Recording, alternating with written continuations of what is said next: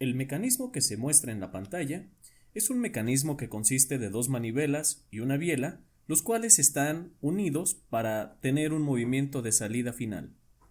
En esta ocasión vamos a hacer un análisis cinemático de este mecanismo y vamos a calcular tanto la velocidad angular como la aceleración angular de este elemento que nosotros llamamos elemento CD.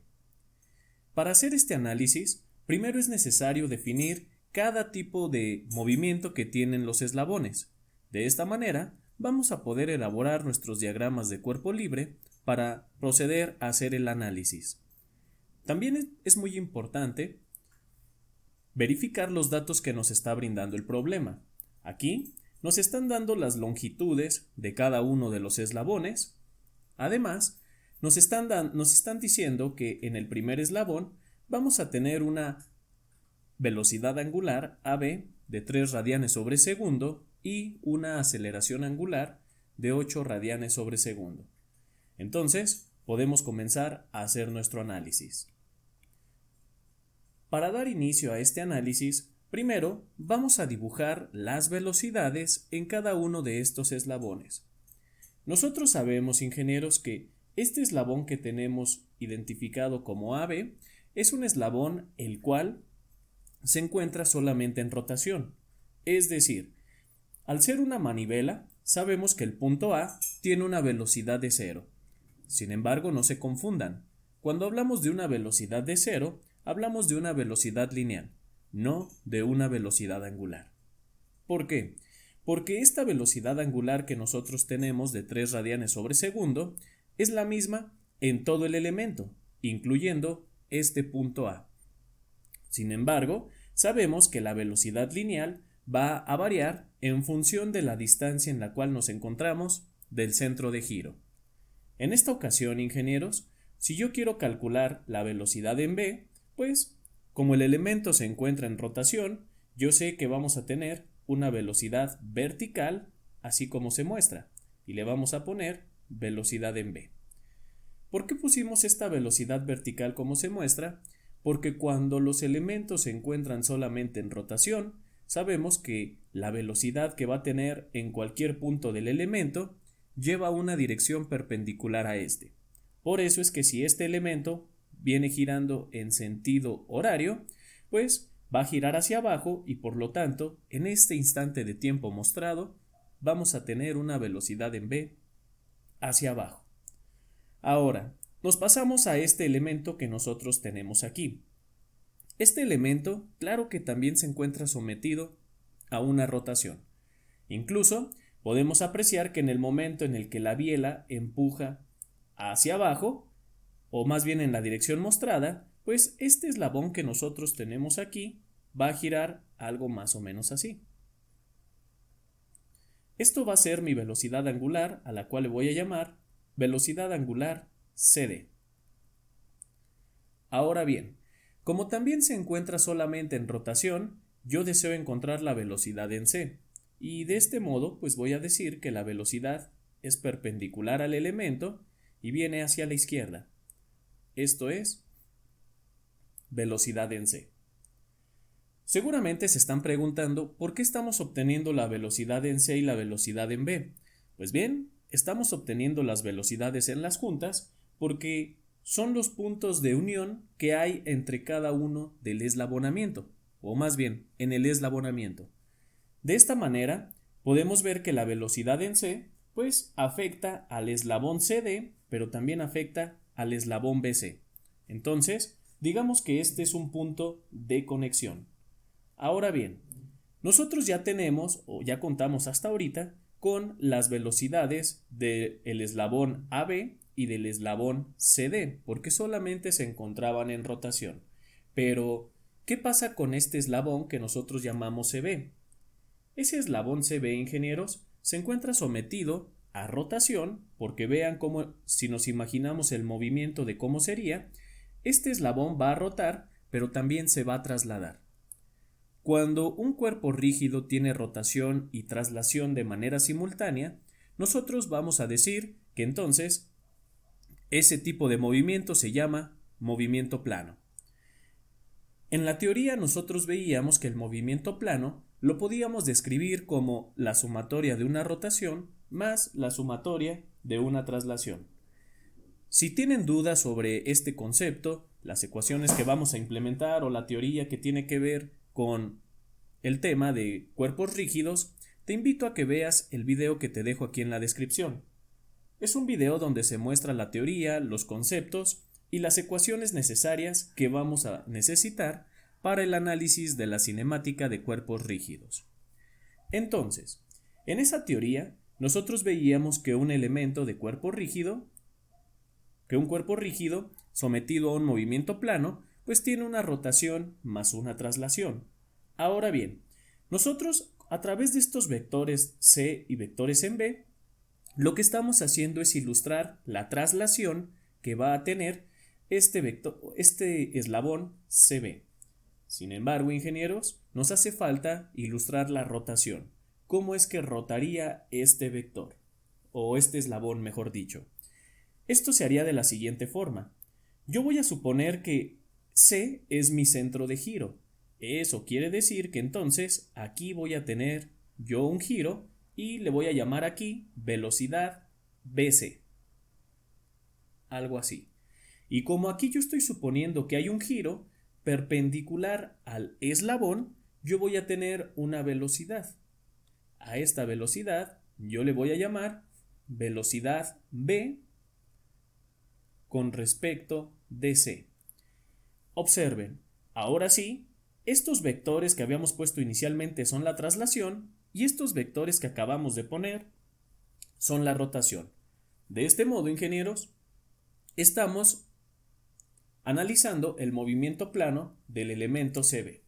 Ahora, a lo mejor se estarán preguntando ¿y por qué puso en el punto C la rotación y el vector lo puso en el lado opuesto? No pasa nada, ingenieros. Como se veía en la teoría, otra cosa que podemos hacer es lo siguiente. Poner en este lado, lo voy a poner en color verde, podríamos poner nosotros la rotación. Aquí tendríamos la velocidad BC, también, vean cómo es la misma y lleva el mismo sentido de giro. Y entonces, en este lado, ingenieros, ¿qué tendríamos?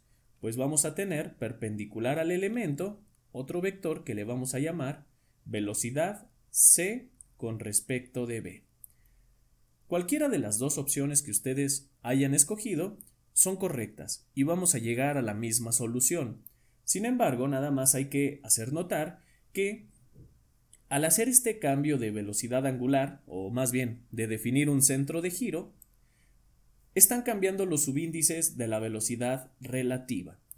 Es muy importante poner los subíndices adecuados, ya que de ello va a depender que nuestra aceleración, cuando analicemos este tema, sea correcto. Entonces, vean, aquí, como nosotros estamos determinando la velocidad en C con respecto de B, pues podemos ver que aquí el vector de posición es C con respecto de B. Cosa contraria pasa con el punto B. Cuando nosotros sacamos el vector de B, pues pusimos primero el subíndice de dónde está saliendo la velocidad con respecto al otro extremo. ¿Y por qué ponemos estas velocidades relativas y no velocidades absolutas como puede verse en estos casos? Pues bien, si nosotros apreciamos en el eslabón AB, ¿qué tenemos? Pues tenemos que el punto A es un punto fijo. Por eso, prácticamente su velocidad es igual de cero. Esto permanece en el mismo lugar y eso me permite sacar solamente la velocidad de B. Cosa contraria pasa con este eslabón sometido a un movimiento plano. ¿Por qué? Porque podemos apreciar que ninguno de sus dos extremos tiene velocidad de cero. A diferencia de estas, miren, las manivelas sí tienen un punto con velocidad cero, este eslabón no lo tiene. Tanto el punto C como el punto B se están moviendo de manera simultánea. Por eso es que nosotros expresamos ese movimiento de rotación a través de un vector de velocidad relativa. Voy a quitar estos vectores en color verde, ya que voy a optar por utilizar los vectores en color rojo que había puesto originalmente.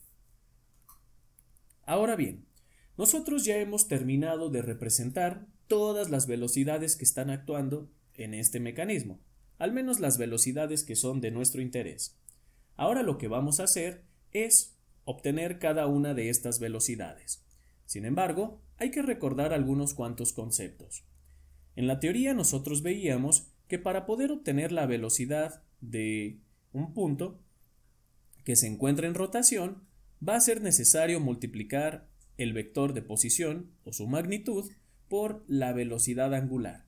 Pero mucha atención, para poder utilizar esta ecuación se requiere que el eslabón se encuentre solamente en rotación.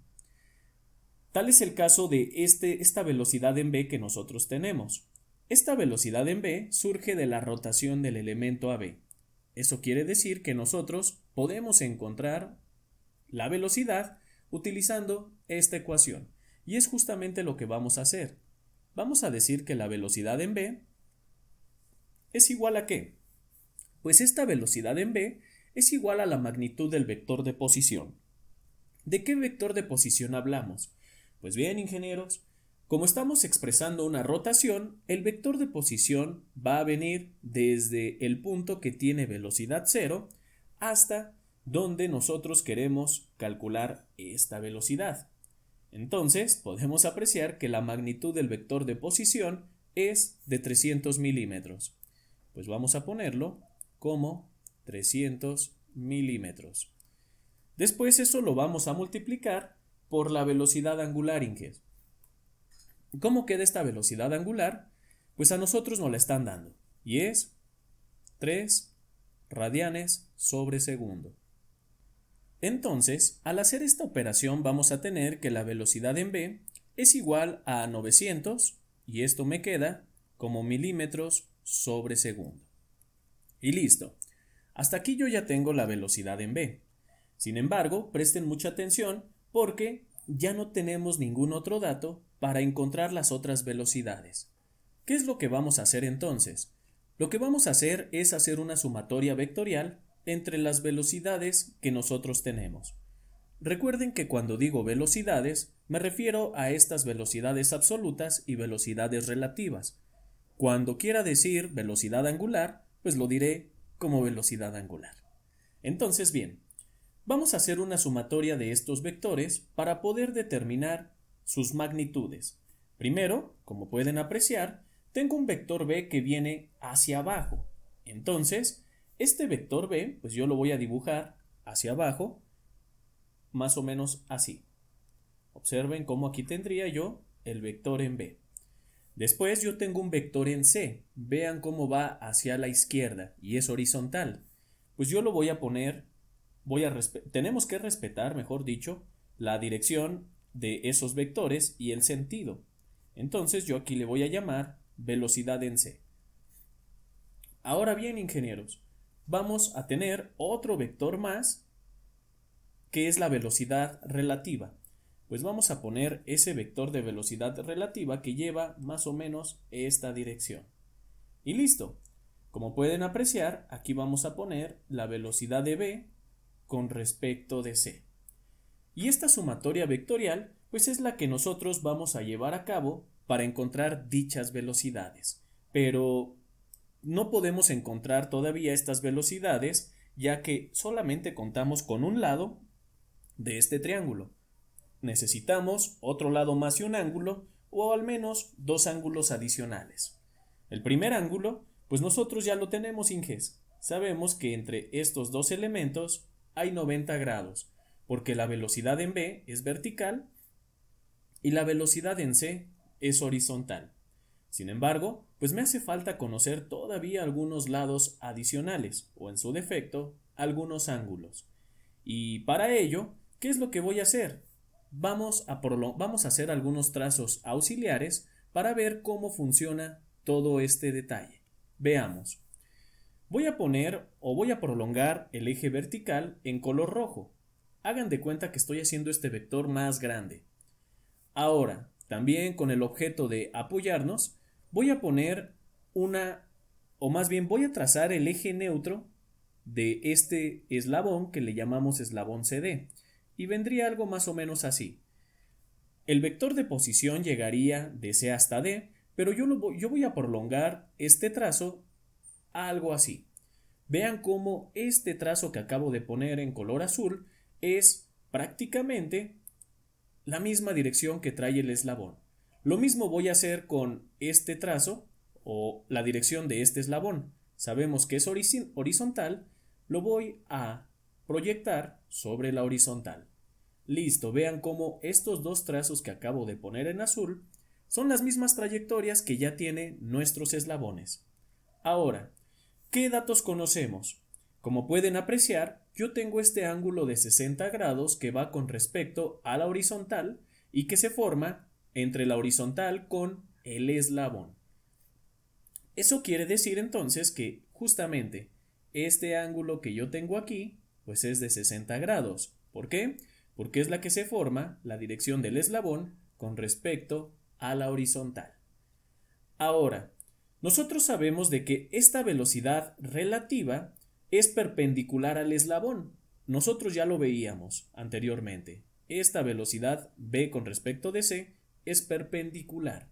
Entonces, pues observen, están de acuerdo de que debe de haber un ángulo de 90 grados entre esta línea con esta línea en color rojo.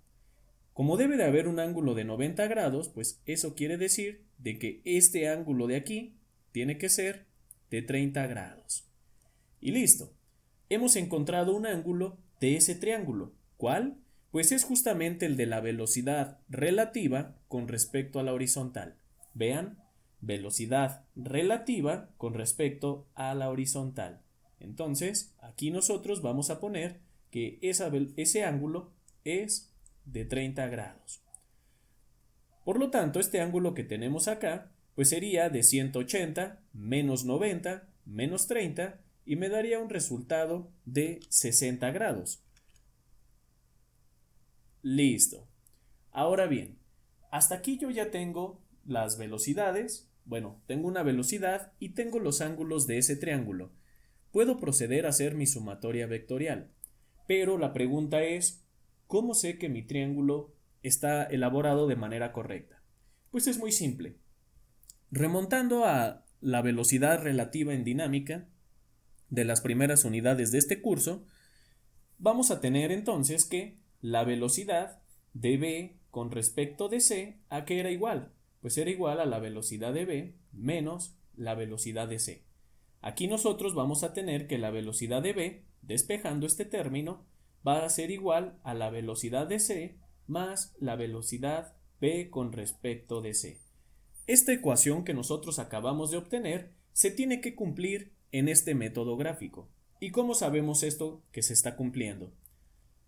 Cuando nosotros veíamos estática, sabíamos que una sumatoria de vectores se llevaba a cabo de la siguiente manera. Vamos a tener que cuando dos raíces de los vectores están en contacto, se están restando. En este caso se estaría restando el vector v con el vector de velocidad relativa porque las raíces están en contacto. Lo mismo, cuando dos puntas de los vectores están en contacto, los elementos se están restando. Sin embargo, presten mucha atención, porque cuando la raíz de un vector está en contacto con la cabeza de otro vector, entonces estamos hablando de una sumatoria.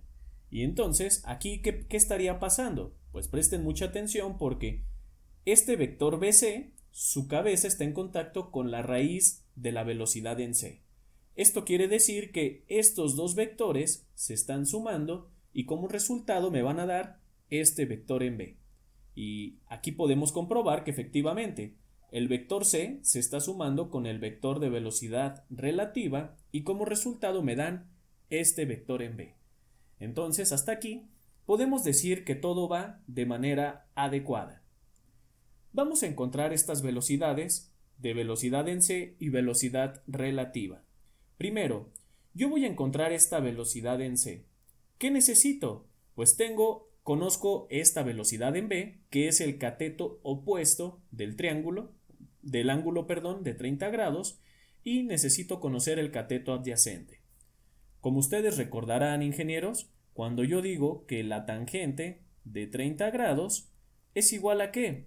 Pues es igual al cateto opuesto, que es la velocidad de B, entre el cateto adyacente. En este caso, estamos hablando de la velocidad en c. De tal manera, ingenieros, que si yo despejo esa velocidad en c, ¿qué tendría? Pues voy a tener primero la velocidad en b, la cual es de 900 y estos son milímetros sobre segundo. Después, ¿qué tendría? Pues que dividirlo, todo eso, entre la tangente de 30 grados. Presten mucha atención, ingenieros, a las unidades porque vamos a ver que son congruentes. El resultado que vamos a obtener para la velocidad en c es de 1558.84. Y estos son milímetros sobre segundo. Y listo. Hasta aquí yo ya tengo mi primera velocidad, que es la velocidad en c. Ahora, yo necesito encontrar esta velocidad en b con respecto de c. Puedo utilizar el teorema de Pitágoras o, en su defecto, puedo utilizar alguna otra función trigonométrica. En esta ocasión, vean, si yo digo que el seno de 30, ¿a qué sería igual? Este seno de 30, ingenieros, va a ser igual al cateto opuesto, que es la velocidad en b. La vamos a poner como 900 milímetros sobre segundo y esto lo vamos a dividir, inges, entre la hipotenusa. Seno de 30 es igual al cateto opuesto entre la hipotenusa, que es la velocidad de b con respecto de c. Entonces, ingenieros, si nosotros pues podemos despejar de una vez, recuerden que ¿cómo pasaría? Pues bien, nosotros sabemos que esta velocidad en b pasa hacia el otro lado y baja dividiendo el seno.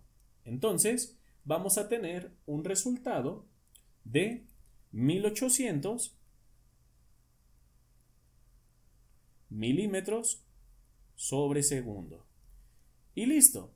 Hasta aquí nosotros ya tenemos también nuevamente nuestra velocidad relativa. No hemos encontrado todavía ninguno de los valores que nos están solicitando, que es la velocidad angular y la aceleración angular. Entonces, veamos, ¿qué tenemos nosotros? Pues como ya contamos con todas las velocidades, podemos aplicar sin problema esta ecuación que tenemos aquí para las rotaciones. Por ejemplo, yo voy a despejar en este eslabón que yo conozco como CD. ¿Qué conozco? Conozco la velocidad en C y conozco la magnitud del vector de posición. Eso quiere decir entonces que la velocidad angular CD, ¿a qué va a ser igual, Inges? Pues esa velocidad angular es igual a la velocidad en C, que de una vez la vamos a poner, es de 1558.84. Estos son milímetros sobre segundo. Y lo vamos a dividir, ingenieros, entre la velocidad, entre el vector de posición, perdón. Estamos despejando omega, pasa dividiendo la magnitud del vector de posición. Y como la magnitud de este vector de posición, vean cómo viene desde nuestro centro de giro hasta el vector, pues es de 200 milímetros. Vamos a ponerlo así, como 200 milímetros. Entonces, ingenieros, también presten mucha atención aquí a las unidades que nosotros vamos a obtener. ¿Por qué? Porque tenemos milímetros sobre segundo en la parte de arriba y milímetros en la parte de abajo. Eso quiere decir que los milímetros se van a ir y que tendríamos pues solamente radianes sobre segundo. La velocidad angular CD es de 7.79 y aquí vamos a tener que son radianes sobre segundo. Listo, ingenieros. Ahora, muy bien. ¿Qué otra cosa podemos obtener? Pues hasta aquí yo ya tengo uno de los resultados que me solicitan, que es la velocidad angular en el eslabón CD. Ahora, voy a calcular la velocidad angular de este movimiento o plano. ¿Por qué? Si bien es cierto, no me la están solicitando, pero va a ser necesaria a la hora de obtener las aceleraciones. Entonces, vamos a obtenerla. De manera similar, vamos a decir que la velocidad angular, BC, ¿a qué sería igual? Recuerden que nosotros la rotación en este vector o en este eslabón que tiene movimiento plano, la representábamos como esta velocidad angular BC por esta velocidad, o más bien con esta velocidad relativa. Entonces, ¿qué tendríamos? Pues vamos a tener que es la velocidad relativa, que tiene un valor de 1800, estos son milímetros sobre segundo, y esto lo vamos a dividir entre ¿qué? Pues lo vamos a dividir entre el vector de posición, o su magnitud, que sabemos que es de 500 milímetros. Entonces, esto nos va a dar como resultado una velocidad angular BC igual a 3.6, y aquí vamos a tener que son radianes sobre segundo. Y listo, ingenieros. Yo ya conozco todas las velocidades de interés en este mecanismo.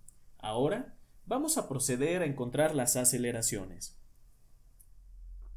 Vamos a comenzar con la aceleración que nosotros tenemos aquí como aceleración en B. Si nosotros observamos, vamos a ver de que a partir del punto B hacia el punto A, vamos a tener una aceleración, la cual se va a llamar aceleración en B, y le vamos a poner el subíndice de normal. Es importante mencionar que siempre la aceleración normal se va a dirigir hacia el centro de rotación. Por eso es que viene del punto B hacia el centro de rotación. Por otro lado, perpendicular a esa aceleración en B normal, vamos a tener una aceleración que a esta aceleración también le vamos a llamar aceleración en B, pero en esta ocasión le vamos a llamar aceleración en B tangencial. Pueden apreciar cómo yo estoy suponiendo que este vector de aceleración va en la dirección del movimiento. Ahora, pasemos al siguiente vector. Podemos apreciar de que si queremos calcular la aceleración normal del elemento CD, pues bien, vamos a tener una aceleración de C normal, la cual se dirige hacia el centro de rotación. Entonces aquí le vamos a poner aceleración en, de hecho aquí no es en B, aceleración en C, y le vamos a poner normal. También vamos a poner otra aceleración perpendicular a esa aceleración normal, que le vamos a llamar aceleración en C, pero en este caso va a ser tangencial. Ya no estoy poniendo las velocidades o los estoy sobreponiendo, las aceleraciones sobre las velocidades, por el hecho de que ya no las vamos a necesitar. Ahora solamente nos vamos a concentrar en el tema de las aceleraciones. Por lo tanto, vámonos al tercer eslabón, que es el eslabón que se encuentra sometido a un movimiento plano. Nosotros en un inicio decíamos que nuestro centro de giro se encontraba en C y el vector perpendicular de velocidad se encontraba en el otro extremo. Eso quiere decir entonces que mi vector de aceleración normal va a partir desde B hasta C, algo más o menos así, y aquí le vamos a llamar aceleración de B con respecto de C, pero aquí nos va a quedar con el subíndice de tangencial. Y perpendicular a ese vector que acabamos de trazar de velocidad normal, perdón, esto no es velocidad tangencial, es aceleración, perdón, esto es aceleración normal. Después vamos a tener que perpendicular a ese vector de aceleración normal, pues vamos a tener otro vector que le vamos a llamar aceleración B con respecto de C, pero en este caso sí va a ser una aceleración tangencial. Ahora, para encontrar las aceleraciones, lo que vamos a hacer es sustituir la aceleración de cada uno de estos términos de acuerdo a la estructura que nosotros habíamos puesto previamente. Entonces, vamos a comenzar con la aceleración en B, que son los términos del lado izquierdo. Cuando hablamos de la aceleración en B, nos referimos a la aceleración que está habiendo en este eslabón. En específico, si hablamos de la aceleración normal, pues podemos apreciar de que viene en una dirección horizontal hacia la izquierda. Debemos de destacar que para hacer esta sumatoria no se puede llevar a cabo una sumatoria aritmética. Tenemos que hacer una sumatoria vectorial debido a que todas las aceleraciones van en diferentes direcciones. Entonces, vamos a comenzar primero con los vectores que llevan una dirección horizontal y voy a decir que los vectores hacia la derecha son positivos. Si comenzamos con los vectores de la aceleración en b, pues sabemos que tenemos esta aceleración normal y tenemos esta aceleración tangencial. Como yo solo estoy considerando los vectores que están actuando en la horizontal, pues el único vector es este de la aceleración normal. Entonces, la aceleración normal me dice que es el vector de posición, el cual tiene un valor de 300, y este lo vamos a multiplicar por la velocidad angular. ¿Qué velocidad hablamos? Pues de esta del eslabón AB. Entonces sabemos que es de 3 radianes sobre segundo. No voy a poner unidades, ingenieros, pero recuerden nada más que esto es radianes sobre segundos y esto es milímetro. Como la aceleración tangencial no tiene ninguna componente en x, pues nos pasamos al siguiente término. Ponemos el igual y comenzamos con los términos de la aceleración en c. Cuando nosotros hablamos de la aceleración en c, podemos apreciar que la aceleración normal viene en la dirección hacia abajo y la tangencial viene en la dirección x, que es la que yo deseo justamente. Entonces, ¿qué tendríamos? Pues vamos a tener que esta aceleración en c tangencial nosotros la vamos a poder escribir de la siguiente forma. Vamos a poner un signo negativo porque observen que va hacia la izquierda. De hecho, esta aceleración también va hacia la izquierda. Entonces, como esta es una aceleración tangencial, podemos apreciar que la vamos a obtener multiplicando la magnitud del vector de posición, que en este caso es de 200, por la aceleración angular. Pero como estamos hablando de esta aceleración angular, la realidad es que no la conocemos. Entonces, yo la voy a dejar expresada como alfa CD. Ahora bien, continuando, ya no tenemos ninguna otra componente en esta aceleración en c. Pasamos a la aceleración de velocidad relativa. Sin embargo, es muy importante primero identificar los valores hacia dónde va esta dirección. Por ejemplo, nosotros sabemos que la aceleración tangencial, ¿qué dirección lleva? Pues a partir de la horizontal, nosotros podemos apreciar que lleva una dirección de 30 grados.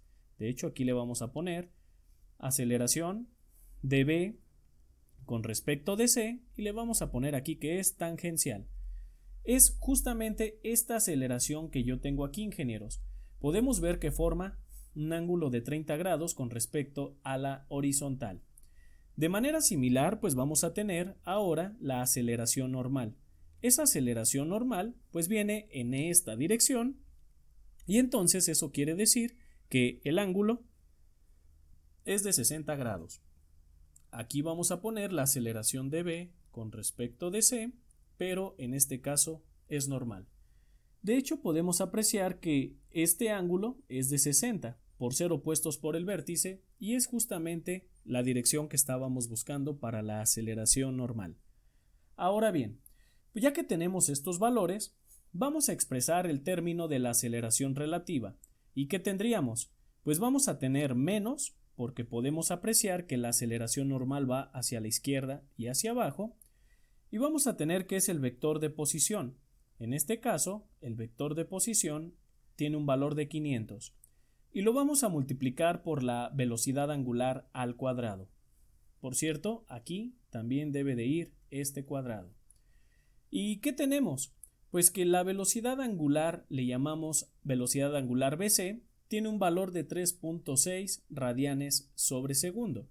Entonces aquí lo vamos a poner como 3.6 y esto lo vamos a elevar al cuadrado. Pero atención, porque aquí tenemos que esta aceleración normal tiene componentes tanto en x como en y.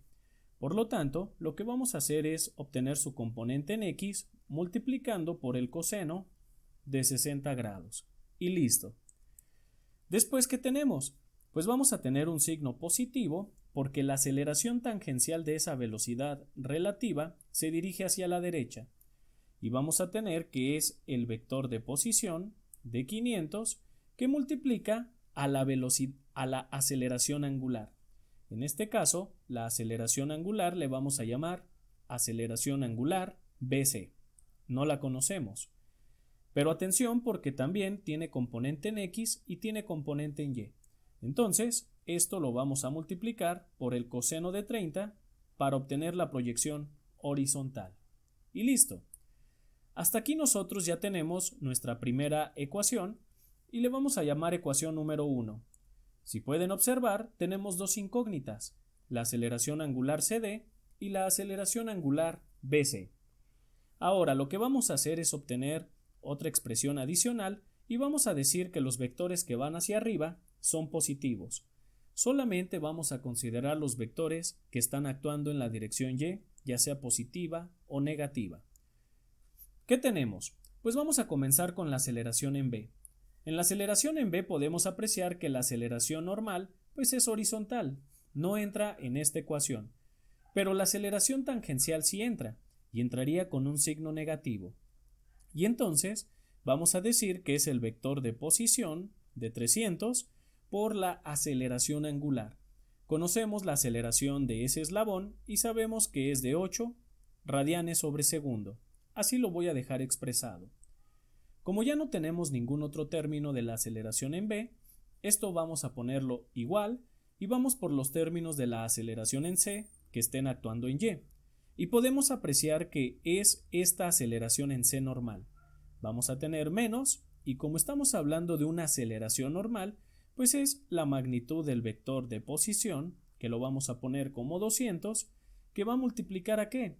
Pues va a multiplicar a la velocidad angular. En este caso es de 7.79. Esto lo vamos a elevar al cuadrado. Entonces, esto es la aceleración normal que nosotros tenemos hacia abajo en la vertical. Después nos pasamos al siguiente término, porque vean, ya la aceleración tangencial ya no tiene ninguna componente en Y. Si nos pasamos al siguiente término, vamos a poner que es menos. Como estamos hablando de la aceleración normal, pues vamos a tener que es menos la magnitud del vector de posición por la velocidad angular al cuadrado. En este caso lo vamos a elevar al cuadrado y vamos a multiplicar por el seno de 60, ya que si observan, pues estamos encontrando la proyección en Y de esta aceleración normal. Y después vamos a tener que es menos, porque podemos apreciar que la aceleración tangencial también va hacia abajo, y vamos a tener que es menos 500 por la aceleración angular BC, que va a estar multiplicada por el seno de 30 grados. Entonces, hasta aquí nosotros ya tenemos dos ecuaciones con dos incógnitas. A esta ecuación le vamos a llamar ecuación número 2. ¿Qué podemos apreciar? Que las incógnitas que nosotros tenemos son la aceleración angular BC y la aceleración angular CD. Si nosotros resolvemos este sistema de 2×2, vamos a darnos cuenta de que la aceleración CD va a tener un valor de menos 135.6 y esto lo vamos a expresar en radianes sobre segundo al cuadrado. Sin embargo, la otra raíz que vamos a encontrar es la aceleración angular BC, la cual va a tener un valor de menos 61.39 y esto lo vamos a expresar en radianes sobre segundo al cuadrado. Y listo. Lo que nos estaba solicitando el problema es la aceleración angular CD y también la velocidad angular CD. Nosotros ya contamos con todo lo que el problema nos había estado solicitando. Por lo tanto, te invito a suscribirte a este canal y ver cada una de las listas de reproducción que aparecen en él. Seguramente van a ser de gran utilidad en tu estancia como estudiante de ingeniería. Así que regálanos un like, comparte los videos y te deseamos mucho éxito. Que la fuerza te acompañe.